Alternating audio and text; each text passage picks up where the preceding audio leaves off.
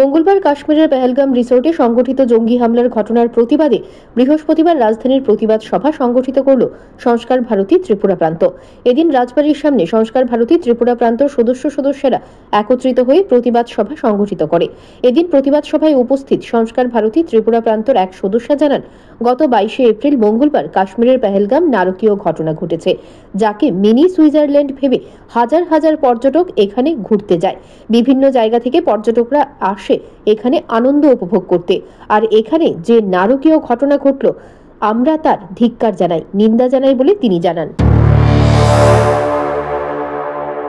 22শে April মঙ্গলবার কি নারকীয় ঘটনা ঘটেছিল কাশ্মীরের সেই পেহেলগাঁও অঞ্চলে, যাকে মিনি সুইজারল্যান্ড ভেবে হাজার হাজার পর্যটক বিভিন্ন জায়গা থেকে ছুটে এসেছে এই প্রকৃতির মধ্যে নিজেদেরকে একটু আনন্দ উপভোগ করার জন্য।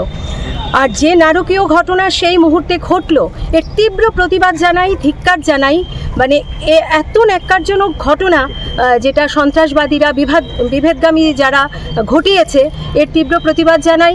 কারণ আমাদের দেশ, আমরা কোথায় যাব, কোথায় বেড়াবো, আমরা পাহাড়ে যাব না, সমুদ্রে যাব না, মরুভূমিতে যাব, সেটা আমাদের সম্পূর্ণ স্বাধীনতা রয়েছে। সেখানে কেন বিদেশি সন্ত্রাসবাদীরা এসে আমাদের ওপর আক্রমণ করবে?